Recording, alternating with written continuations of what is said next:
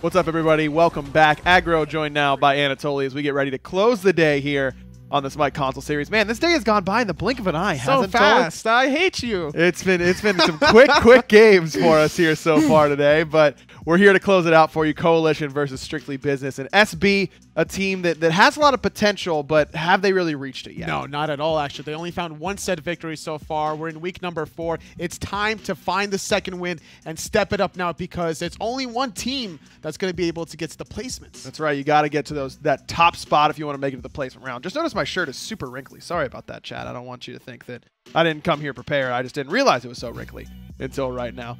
Let's get ready for the picks and bans coming up here pretty soon. Coalition, on the other hand, has looked pretty decent. A little bit better, I would say, than Strictly Business, finding 2 victories. The week number 1 matchup was a victory on the side of Coalition, so we'll see if they can repeat that again in week number 4. We'll have to wait and see. Coalition up against Strictly Business. Do like Coalition's logo that they got going on. Usually I cast the PS4 League with Finch, and we are really into logo critiques. They have some good ones out I think Coalition's looks pretty good. SB, a classic, you know, it's nice vanilla. and clean. Yeah. It's vanilla. But I think there's something to be said about that. You know, they're not trying to wow you with their logo. They're trying to wow you with their gameplay.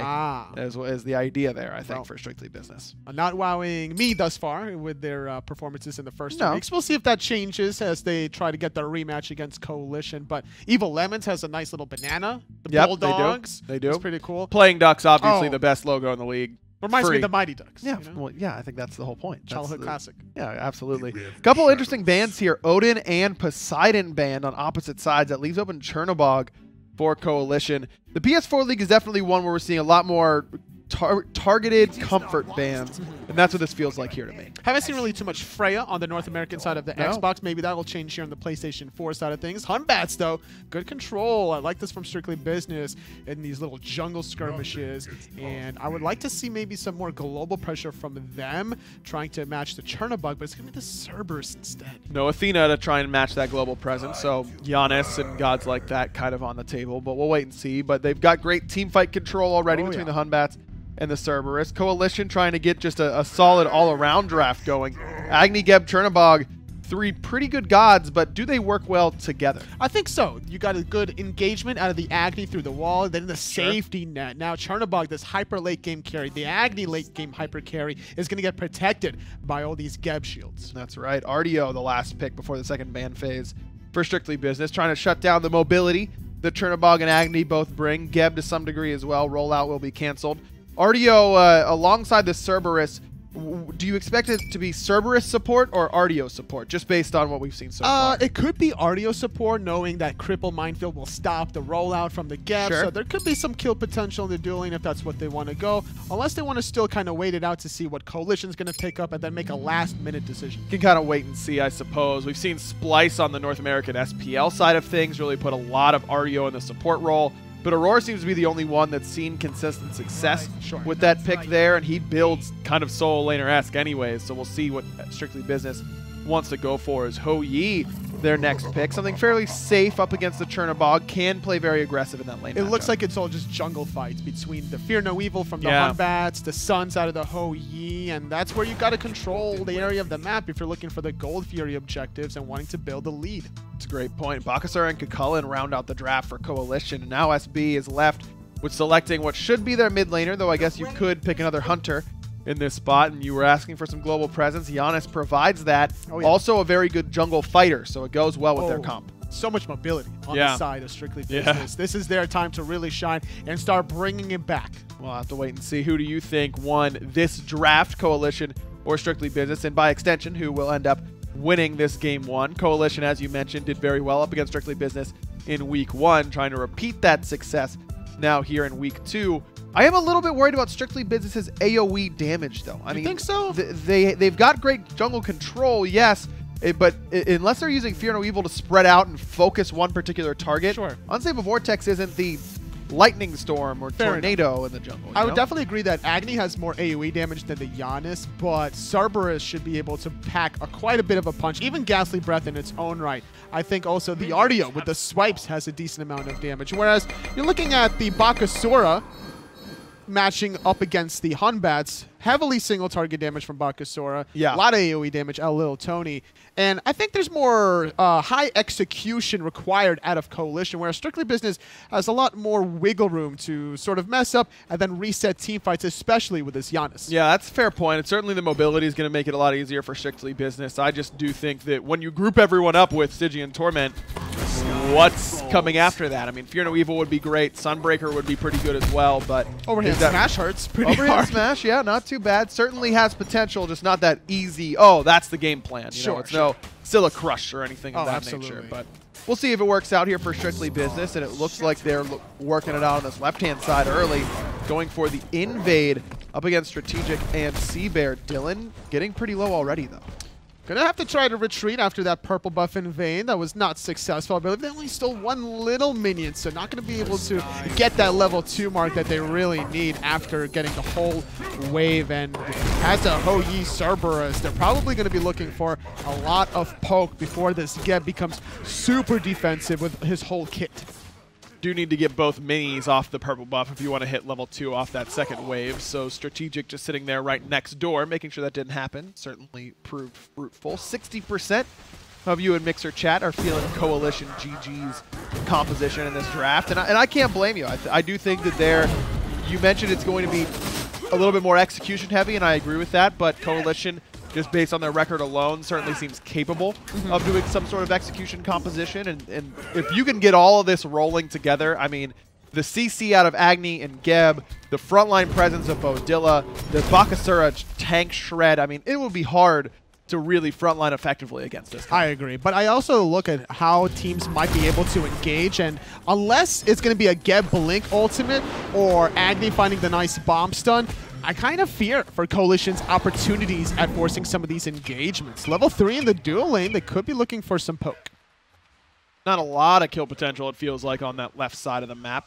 But Cerberus will certainly bring plenty once the team fights start happening. And it does up your Artio's damage, remember. Logically and Dragon Knight will both get an extra boost of damage from that Ghastly Breath. Oh yeah, being able to max that ability out. Now you're looking at a total of 42 magical protection shred, especially once you're able to get a little bit of cooldown reduction. That goes a long way for not only the Artio from Dragon Knight, but logically on the Janus that might not necessarily be building too much magical power. A lot of Januses like to rush the cooldown reduction, and that 42 magical protection shred will certainly boost Logically's numbers. Very, very helpful without a doubt. Forger Vulcan has also gone for a Horrific Emblem to try and boost this kill potential in lane. Is it more for team fights? Why do we see the Horrific here? I think the Horrific Emblem is a criminally under-purchased item. Agreed. Because not only, I mean, sure, it might get countered by the sprint, but that won't be happening until level 12 by one of these players from Coalition. But more importantly, for 500 gold, you're reducing the enemy team's DPS by a total of 20%. That's unconditional. It's not like the Cursed Ankh where you have to receive a healing to get 20% damage amplification. As long as you hit that target, they're taking 20%, or they're dealing 20% less damage.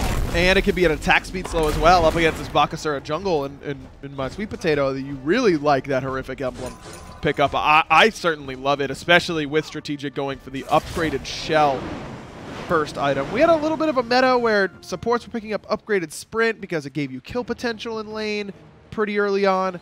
We've seen a little bit more of this upgraded shell as of late. Why do you think that is? Being able to absorb 2 basic attacks for 500 gold definitely helps late game more than early game, but in a situation where Batz is looking to get that extra damage off of his passive, I don't necessarily fault the idea from this Geb. MySweetPatato laying in wait here on this left-hand side, but doesn't seem particularly interested in actually committing to the gank. MysteriousDylan and Forger Vulcan a little bit too far forward. Do you think this is the most mysterious Ho-Yi skin? Oh. I see what you're doing. Yeah, I mean, if you're going to name yourself MysteriousDylan, you should probably be at least a little bit mysterious. And I do think that I would describe this as the most mysterious. It has a shadow aspect for sure. Level 5. Vulcan, yeah, level 5. Could look for Strategic here, but he just jumped in and look at the rotation coming from Coalition. SweetPatato here. There's the regurgitate, but Major Stacks is able to guarantee first blood for himself. Meanwhile, on the right side, Beaudilla found Little Tony all by himself. Very impressive solo kill after the speed buff was already taken by that jungler. Little Tony is going to struggle. Not even able to really get off that Fear No Evil. He must have had really low health. Logically does have through space and time, but playing it nice and patiently, doesn't use it, allows Unstable Vortex to do the dirty work for him. So at least Strictly Business gets something out of that engagement, but still a 2-for-1 in Coalition's favor, especially with First Blood going their way. Lil Tony now a little bit further behind. Logically able to strip away one of those mid-harpies. So even though Beaudilla found the kill onto Lil Tony, allowing SmiteVOD that advantage by falling about 15 seconds later. Now Dragon Knight is in a position to play a little bit of a catch-up, and as a Guardian, let alone an Artio player, that's what you really need to be able to get the cooldown reduction to start swinging the laning phase into your side. Guardian's Blessing, though, for Dragon Knight. Artio usually not the Guardian that's going to center their tower and watch the minions get cleared by the tower. Much more warrior-esque with the stance switching capabilities. Are you a fan of this Guardian's Blessing pickup for Dragon Knight? I'm not personally, because I love playing aggressive from the very beginning of the game, but I respect it regardless, simply because Dragon Knight is thinking more late game. That extra gold per 5 once you finish the evolution will certainly allow him to just naturally outscale Beaudilla in the item department, but not up until like really the 20 to 25 minute mark where you'll actually notice the difference between the two. So Dragon Knight wants to just kind of survive the early laning phase. I gotta say, the more I see of Guardian's Blessing solo, the less I like it. I mean, if you're playing Sobek against Chulainn, sure, because you're going to lose a lot of those minions anyways. If you're playing something that really can't clear the wave, you're playing Geb solo or Kumba solo, sure. It makes sense because you're going to be losing gold to tower anyways. But on a character like Artio that can clear, you're giving up last hit gold, and it doesn't really make much sense as MysteriousDylan's already dropped the ultimate. SmiteVOD over here again, but this time Forger is able to get away. Honestly, I would like to see Forger Vulcan like kind of retreat backwards so he could still evaluate the situation at least, because if he can hit Strategic and anyone else in his ultimate, well, Strategic needs to be perfectly timing his own Cataclysm to avoid the knockup, and you can't use Cataclysm to avoid the knockup and shield someone else to get them out of it. Sure. So maybe force some beads out of it or whatnot, but at least surviving, no problem there. Terrific still available here for Vulcan, as looks like some positioning around a red buff invade for Strategic and SmiteVOD. Major Stacks hitting level 9, logically fires off through space and time just to get here in time, but still ends up going the way of the red side. Fear No Evil comes down, big damage on a SmiteVOD, but he's the one who's killing Forger Vulcan. Lil Tony dodges the bomb and walks right into the autos from Cbeaarr. Strictly Business end up getting the red buff, but lose 2-for-0. And it could be a Gold Fury next. Wow, Major Stacks with some major damage in that one. Having Bakasura and the Pen Boots, perfect power spike to be able to really start swinging that. Just too clumped up around the red buff with Strictly Business, amplifying the Agni damage. Logically, just a through space and time that really wasn't going to do much at all, even if it hit a target, because SmiteVOD was still full HP. He was low on mana, so probably felt like he wanted to get in and out as soon as possible, but a clean invade from Coalition. And you called it, I mean, just too much AoE damage from Major Stacks. Strictly Business seemed a little bit too spread out. That Fear No Evil from Lil Tony didn't do much of anything. I think this early game is where Agni's really going to start to shine, or at least like once you hit the level 9 marker, to be able to out-damage logically in these little jungle fights. But I think the later the game goes, Strictly Business, once this Janus gets the cooldown reduction, he's really going to start rolling around, and I think the longer a team fight lasts, I think Strictly Business should be able to just keep ping-ponging in and out of the action. Logically, certainly will be trying to do that. Has his CDR now as Dragon Knight. Look at the solo kill against Beaudilla. Perfectly timed transformation. Gets Beaudilla out of danger, bailed out by that rage transform. And this, the reason why Dragon Knight's able to win this fight, hold that thought though, being able to dash away from the ultimate from SmiteVOD, stealing the way from Beaudilla. Just taxing the wave. It's like, yeah, I'm here, buddy. Don't worry. You almost got soloed, so you don't deserve this wave anymore. But the reasoning why Dragon Knight was being able to be such a big bully was because Beaudilla only had the tier 1 version of the Chulainn. As he rushed the Gladiator Shield first. Against the Guardian, it's a little unconventional. I think he was more afraid of the ganks from the jungle. Well, he should be scared now. Dragon Knight at least should be. Nice double stun. SmiteVOD could jump after, but decides to play it slow and just go for the buff invade instead. Logically, through space and time came to help, but didn't actually bring the players itself. SmiteVOD with another successful invade. He's up 2 levels now over Tony. This is getting dicey, and a lot of this has to come down to the solo kill that Beaudilla was able to do onto Lil Tony immediately after the speed buff. When you die in that manner, you're not able to get your back camps, not able to share multiple mid waves, and that allowed a little bit of an advantage for SmiteVOD. And keep in mind that also that red buff skirmish, all early game for all Coalition. Coalition looking great thus far. Up about 2,500 gold or so. Certainly a pretty good spot to be in around this point of the game. 3K experience, nearing 4 is even better if you're a Coalition GG fan. These guys certainly looking like they're in a position to carry this through the mid-game. And their mid-game composition, I don't think falls off at all. I think it might just even get better whenever they start to group as 5. I agree. I think their mid-game control with the Geb is going to get there. It just depends on who's going to engage. It's going to be a blink Chulainn, a blink Geb, but an engage on the right side. Beaudilla now getting ganked, trying to turn it around on a Lil Tony, but Tony, despite being Lil, able to get that kill with help from Dragon Knight and logically. Beaudilla gets the tower, but loses his life for it. Not exactly worth it at this point. Well, considering Gold Fury is not up, I would say maybe actually, but Dragon Knight can use this to his advantage to be able to counter and get the tier 1 tower if no one comes to cover it, but Strategic already rolling his way over to the right side of the map. Just going to allow SmiteVOD to casually solo the Pyromancer. He's going to go for it. Not a lot of ward vision here for Strictly Business. Dragon Knight is on that right-hand side, but I don't think he'll get here in time. Pyromancer goes down. Regurgitate for Pyro. Seems like a worthwhile cause to make. Oh, yeah. A little bit of help from Major Stacks with some bombs over the wall allowed that to go down slightly quicker. As we're going to see a little bit of a gank from Tony again. Perfect knock-up. Cbeaarr could be in a lot of trouble. Cbeaarr has options now. Where does he want to go? And he's going to head towards Forger Vulcan. Gets his cooldowns refreshed. And that is an easy out there for Cbeaarr. But great gank through space and time. Hits him. Great shot there from Logically, was just a little bit off on the damage calculation. Oh, so unfortunate. Level 12, only sitting on the tier 2 version of what I believe is going to be the Spear of Desolation, an extra 10% cooldown reduction. Not a bad way to go for it. Gets a little bit of pen on top. Really want to see the Chronos Pendant sooner rather than later, because honestly, the damage right now, there's not too much magical defense to speak of, right? You're looking at the opposite end of it.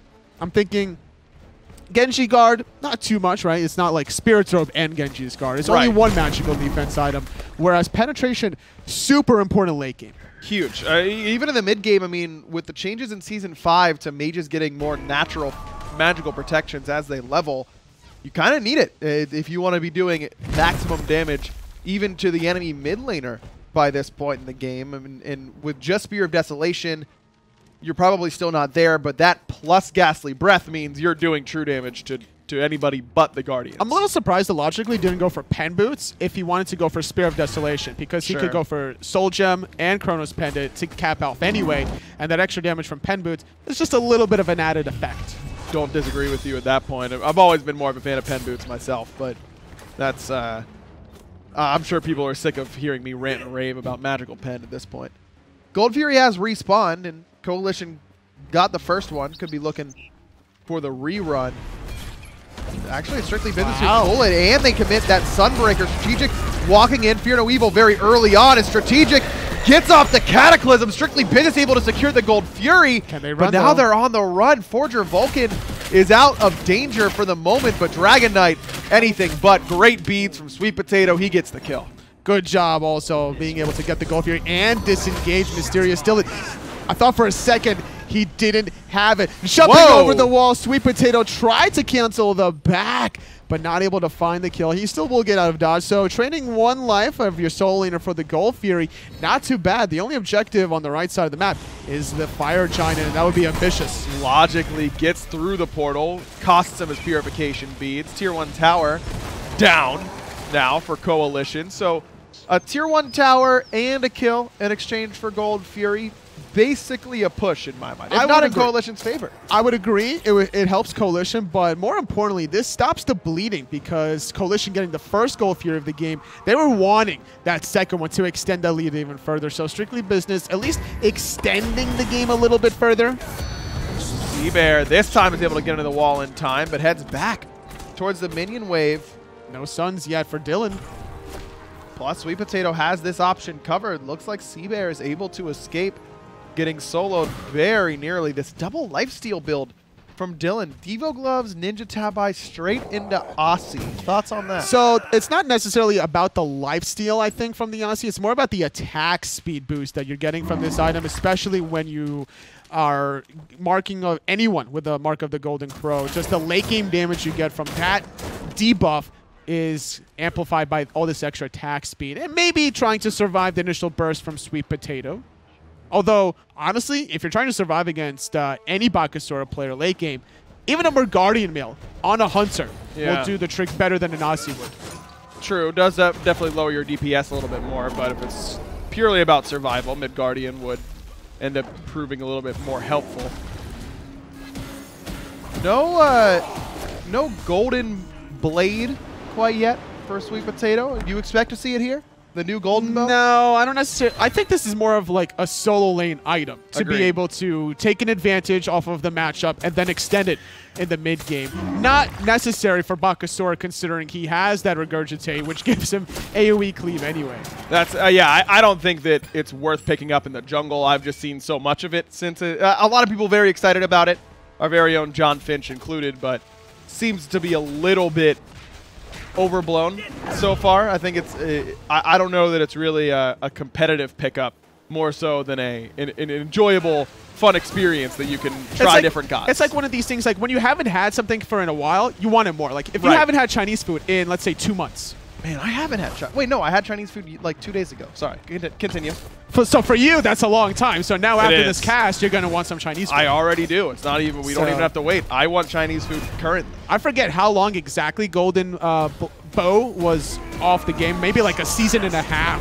Quite a bit. Dragon Knight already very low. Cataclysm there to help secure. SweetPatato gobbles up the bear as Forger Vulcan could be next indeed. Cbeaarr able to get that one logically, just doing the runaround that Janus is known for at this point. And back to the Pyromancer goes Coalition.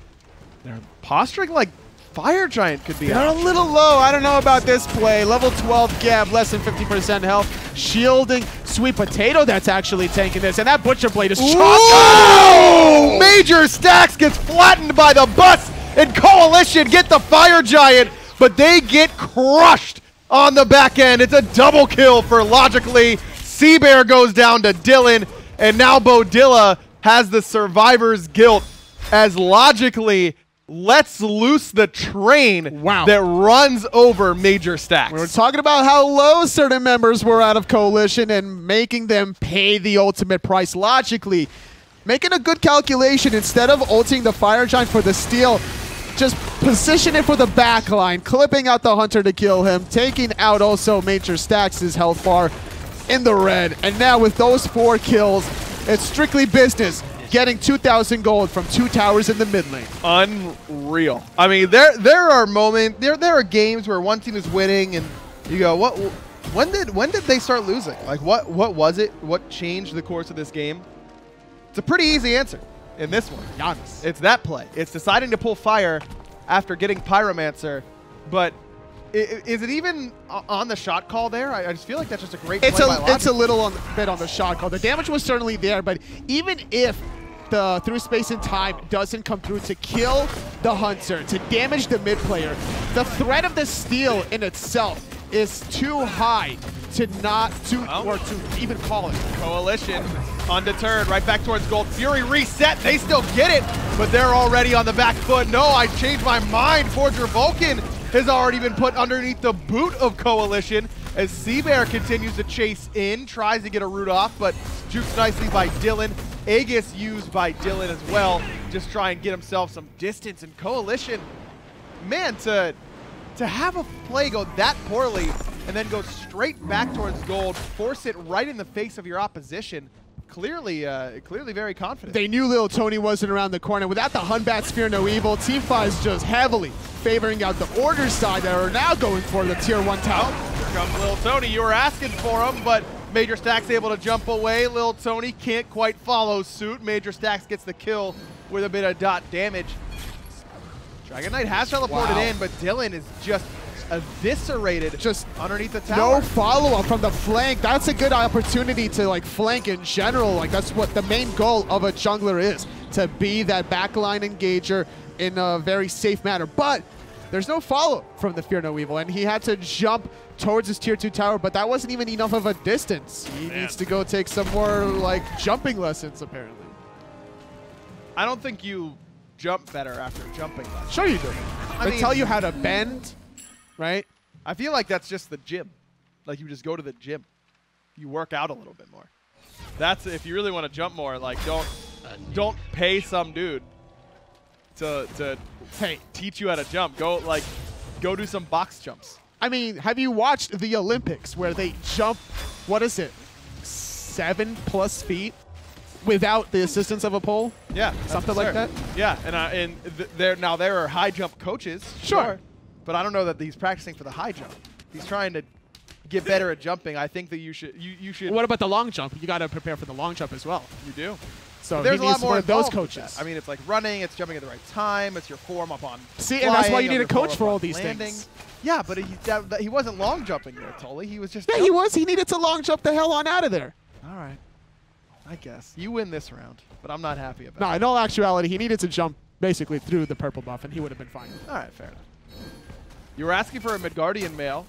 You wanted to shut down this Bakasura. Little Tony heard your plea. He decided to go for it, but man, he is going to be lacking damage. Yeah, I almost would have loved to see him pick up a Witchblade, actually, to be able to at least get some offensive capabilities under himself and not lose an entire amount of DPS, logically, forced to run away. And this is the point where good luck trying to kill an enemy Janus that is actually going to the belly of the beast right now. He can just stick the back from here. No way to interrupt him. Maybe strategic blinks. Cbeaarr could have used his ultimate and then like yeah, but then logically goes, okay, turns around and ults away. That's the Janus. I think you're right in saying there's no chance to catch him once logically has reached this point. But when you're that far away, there's only so many portals that's going to get you back to your own base. So Cbeaarr could have stopped the back with Living Nightmare, transporting, getting the hit off, and then the rest of his team could have covered the option.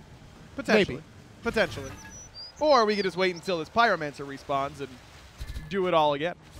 I am impressed by Coalition's mental fortitude. I think losing a fight as last Fire Giant as hard as they did and then being able to come back is impressive. They secure the Pyromancer for the second time this game. Beaudilla looking for Dylan, but Dylan still had the leap away. A lot of teams, especially in a newer league like this, I think get really discouraged and tilted and, choose your word for it. They just play worse after that. But Coalition going straight back to Gold Fury, I think really sent a message, not just for them, but to Strictly Business as well, that no, you guys don't have the momentum you thought you did. We are still in control. It definitely feels that way. And they're not that far ahead in terms of gold. 4,000 gold at 23 minutes is fightable for Strictly Business. A lot of it is going to have to come down to what Dragon Knight and Lil Tony is able to do and penetrate that backline. Cbeaarr, though, left unchecked on the left side until finally logically shows up. But with this lead from Coalition, they have to be second-guessing the fire jump, but they're only doing this with 2 players. Dragon Knight around the corner, spots it out. It's only at 50% health, and SweetPatato is going to take a little bit of poke. Not too much, though. Not too much. Beaudilla down to about 2/3 as well. And that's the bigger deal. The soul laner that took that much damage could allow Strictly Business to try to force a fight. 2/3 of Chulaann's HP, though, is still a pretty hefty chunk. Certainly not stopping Beaudilla from moving forward to poke out Lil Tony. Blink forward by SweetPatato looking for the tanks. The Dragon Knight Forger Vulcan putting out some good damage, but Lil Tony on the backside is doing what he can with that Fear No Evil. SmiteVOD is able to jump away very, very low as Logically rejoins the fight. But look at this, 2 tanks underneath the tier 2. But Strictly Business doesn't have the damage. No, they don't even care about that. That's all Beaudilla going to go down right now. Just too far forward between a rock and a hard place. He's about to transform. No, he's not. He actually used a little bit of that rage. MysteriousDylan gets the first kill of this engagement. Logically very aggressively positioning right now. No fear for him. Strictly Business, the healthier team, could decide to pull Fire Giant now. Absolutely could. They definitely have the damage. As long as they can avoid getting clipped by major stacks. That's the name of the game, and that's what Dragonite is doing with such a great zoning. Strategic in there as well to try and dissuade Strictly Business from doing fire. SmiteVOD has the hot flank option. He's on a ward. Dylan going to try and force him back as major stacks still hanging around, despite being not quite healthy. Oh, the Regurgitate comes on through. It's a DPS check for both of these players. Logically, he uses that Aegis at the last second, baiting SmiteVOD. Truly the final hour there for Logically, but SmiteVOD just a little bit too aggressive. That does stop Strictly Business from doing the Fire Giant, so mission accomplished in one regard for Coalition. But this lead, as you said, fightable for Strictly Business, and it's only getting more so. Yeah, despite the death from Coalition, they're the ones pulling the Gold Fury. Strictly Business should be the ones there, but they were a little bit unhealthy, needed to go back to the fountain to heal up. And once they hear this Gold Fury call, they need to pull this Fire Giant instantly. Logically has ultimate to get over there. There it goes. Gold Fury down, third one of the game for Coalition, and look at that. Strictly Business straight towards the Fire Giant. Remember, Cbeaarr does have Living Nightmare available through space and time. Hits Beaudilla, big commit, and they get the Chulainn down, but great damage coming from major stacks. Forger Vulcan low enough to try and get away. Blink forward and a Cataclysm from Strategic is able to slow it down, but Strictly Business still on the Fire Giant. It gets low, and they secure it. Major stacks still sticking around looking for damage onto Lil Tony, but that should do it for Strictly Business. They get their first Fire Giant, but they win the second fight around it. Impressive stuff. Still holding on for dear life. Strictly Business. You can't count him out here, Aggro. 27 minutes in. Being down in the kill department and gold-wise, they have their opportunity now to start swinging it in their favor if they can get some of these towers down. There's only 2 more towers, so 3,000 gold just waiting for Strictly Business with all this extra structure damage. Despite the Fire Giant now and Strictly Business seemingly having some momentum, they've taken down a lot of towers so far. It hasn't felt like they've been working on towers that often, but that's been a big reason this game has been close at all in the gold department. And that's a benefit, certainly, but now it means there's not a lot of gold left on the map for Strictly Business to take, though you take a look at the builds, they don't need that much more gold. Logically's done with the build. Forger Vulcan's an item in a third away. MysteriousDylan just needs that last bit of gold to finish the Deathbringer. So it's not that far off now for Strictly Business. This 3K probably gets it done.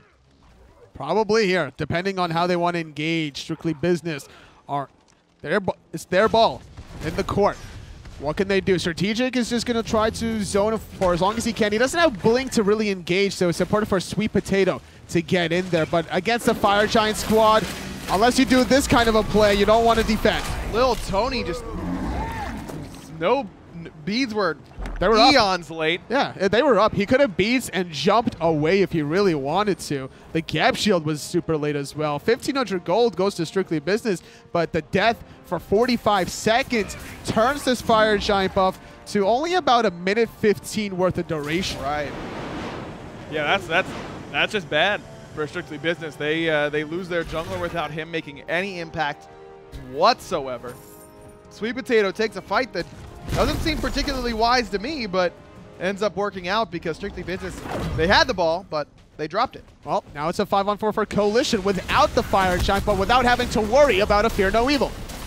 Tier 2 down to half. Logically comes in a very aggressive path, and he's getting body blocked.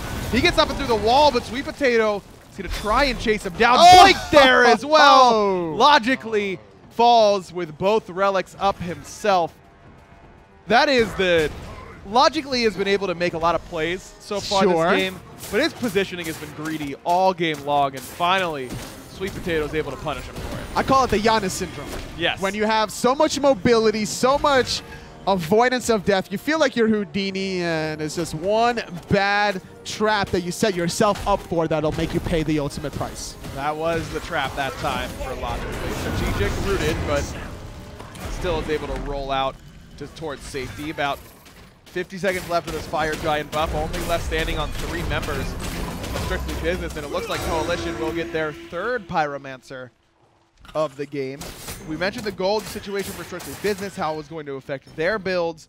Looks like Coalition should be able to start finishing up some of theirs as well. SmiteVOD was full build for that fight, but the rest of his team still needed a couple more.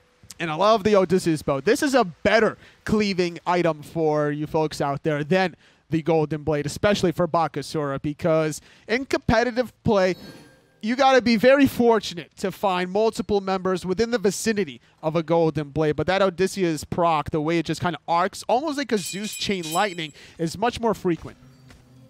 Man, Odysseus bow is a cool item, isn't it? Yeah, it sounds awesome when it's actually procking. Because it makes every character that can buy it, which is physicals, more like Zeus. That's awesome. Okay, this is where I leave, and then you... Or, no, sorry, this is where I come back in 5 minutes once you're done talking about Zeus, right? Okay, cool. Yeah. We can fast forward a little bit. We can just kind of sum it up pretty easily and say Zeus is the coolest, and there's really no need to play any other character ever. Yeah. Cool. Welcome back, Tully. Oh. Fire You're Giant done ranting about Zeus then? due to respawn in 35 seconds. Ward coverage belongs to Strictly Business. This is Forger Vulcan. Wow. Up and out of that Cataclysm, but Dragon Knight gets absolutely crushed by the physical auto attack damage. Nice unstable Vortex chunks down major stacks, but logically once more on the run and once more able to escape. Trying to go for a Cerberus at this point seemed a little bit ambitious, but if Strategic had hit that Cataclysm, clearly it would have worked. I mean, Dragon Knight was gone in an instant. Oh, absolutely. That damage is just so high from the Butcher Blade. SmiteVOD really in the thick of things without any hesitation when you have your whole teammates beside you. But more importantly was the damage from major stacks. Dragon Knight fell very quickly as also Forger Vulcan almost taking the ultimate spill. Fire Giant not being started quite yet despite 20 seconds down for Dragon Knight. Coalition would rather look for more picks. Logically in a very aggressive position on the enemy backs, and I don't think major stacks saw him. I mean, he's got 4 eyes, dude. Through space. He's got who? 2 heads. Who does? Agni. Oh, the Agni, okay. And he missed them with all of them. Fire Giant pulled. Coalition, the ones being aggressive through space, and time comes through. Hits only 1, but gets the fight started for Strictly Business. Sun's coming down. Coalition get the Fire Giant, but Strategic is launched back towards the team. Oh, the miss. Logically is going to fall here. 2 separated from the rest of the squad. Strategic still up. Stygian Torment didn't seem to do a whole lot to him as Tony's able to blink away in time. Well-timed blink for the jungler for Strictly Business, but Coalition the ones to try their hand at a late game FG. Just 2 missed abilities, unfortunately, for Logically. He missed it through space and time that was actually targeted at Cbeaarr. He wanted to kill the Hunter as soon as possible. That through space and time did about 50% of his health, so hitting those 2 abilities would have taken out the Chernobog, but more importantly, he was also missing the Unstable Vortex on the Bakasura. Right. And I don't know if that would have been a kill, but it would have been pretty darn close. Logically, once again, punished for his aggressive positioning. Right side Phoenix down. Coalition able to strike first. Phoenix Blood still has a tier 2 tower in mid, but they should have a decent amount of gold and might want to heal up a little bit, at least in Strategic and Beaudilla's case. Though they do have the Fire Giant regen, so maybe they can stick around, go for tier 2 before backing. It's certainly possible if that's what they want to do. Plenty of time on this buff for them to do what they will. At this point in the game for both teams, they're sitting at full builds, except for Forger Vulcan that needs to sell that 1 item off. Cbeaarr kind of switching things up last minute, wants to go for the Wind Demon as well, so that delays his 6th item slot. Could be a little bit more patient tactic if Coalition want to finish that off, as they just now do, and shouldn't be any hesitation any longer. Man, 2 upgraded shells for Strictly Business, and still SmiteVOD has been crushing Strictly Business so far. Has it been shell timing? Has the shell not really mattered so far? Why is Bakasura able to do this well with 2 upgraded shells? It's the blink out of SmiteVOD. The well-timed patience from this jungler. Coalition were able to thrive off of having this 5-kill lead and being able to get that first right side Phoenix of the game. Being able to chase down logically about 5 minutes ago was an important kill. Being able to kill logically in the backline 2 minutes ago was a very important kill. You take out the Janus, Coalition thrive. Ideally, upgraded shell gets you 3 auto attacks off the table. In a competitive setting, 3 auto attacks, even with full attack speed, is basically an eternity to try and get some peel for yourself or a mobility option up or whatever it is. So across 2 upgraded shells, you're looking at 6 auto attacks that should be negated here out of MySweetPatato. But you're right, target selection has been solid. Timing has been great. Finding isolated members. Logically this time, I would expect we'll position a little bit more traditionally, though. Immediately as I say that, look at where he is, heading towards the mid lane, looking to position like an assassin once more. There is a sentry ward here. Here it goes. True Space of Time comes through. Oh! There goes Cbeaarr, immediately removed. But Beaudilla responds in kind onto Forger Vulcan, and Coalition doesn't seem deterred. They head right towards that left side Phoenix. SweetPatato will join up and bring it down. Hunter dead with no recourse from him, but still enough to get that Phoenix. Dragon Knight low. Major Stacks killed Dylan somewhere. Believe that was the dot, and Dylan died with Aegis up. Logically around the back again, but all of a sudden what looked like a great defense for Strictly Long Business. jump, long jump, long jump away. Not long enough. Lil Tony, but the blink. There goes the long jump. He long jumped, but it wasn't quite enough, as you mentioned. Good damage out of Logically again, but that's about all he has in the kit. Coalition trying to finish the game now, tightened down to about 50%. Logically cannot stand alone. Coalition get a back and forth game 1 in their favor. It was a rather hefty game, I'd say, from both sides. A lot of punches being thrown. Logically, specifically, was starting to bring things back after that one, not Fire Giant Steel, but being able to just clip out the Chernobog, being able to hit Major Stacks' Agni as well for 4 kills. That gave him 2 towers in middle to start bringing it back in their favor, but then Logically got way too frisky and ahead of themselves for that second Fire Giant. Who was MVP there in that game for Coalition? SweetPatato did a great job. Major Stacks was phenomenal on that Agni. But man, some missed relic usage, I think, from Strictly Business really haunted them. Little Tony dying on their Fire Giant Siege by being way too late with the beads. There, Dylan dies to an Agni dot when he has the Aegis up, when it seems like he's out of danger. At this sorts of level, you really can't afford to be making those mistakes. I agree, and I think that the composition was totally fine on Strictly Business. Artio, Cripple Minefield, hurts the Bakasura from getting out of danger. I think that the 2 shells was good. They had Regarding Mail on not only Lil Tony, but also the Artio player, Witchblade on Artio. So it's not like they didn't take the anti-attack speed measures. They were certainly there. I think that the early game was just too much in Coalition's favor that they just ran wild with. It just felt like the team fight for Strictly Business was a little bit too feast or famine. It was either Logically insta-kill someone and we're good, or he doesn't and we've lost, because Logically has put himself in such a horrible spot afterwards.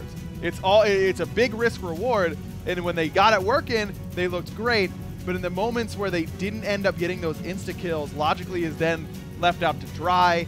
The Stygian Torment, there's no real follow-up after that. Lil Tony was more or less invisible all game, so we'll have to see if Strictly Business can do a better job in the next one. But SweetPatato, your MVP for this last game, certainly deserved on the Bakasura. Your favorite jungler here, SweetPatato, making it happen. And honestly, a lot of it came down to also the AoE damage we were just kind of preluding to, where the Agni has a lot more of an easier time to be able to confirm damage than for Logically. Exactly, just so much easier to spread out that damage throughout. You mentioned it, SweetPatato. I have a notorious hate for sweet potatoes. They are an absolute travesty that really shouldn't be anywhere near me at any given time. They piggyback off the hard-earned reputation of potatoes, where if they just called themselves yams, no one would like them. But SweetPatato, the player, good dude. No problems there. He just renamed.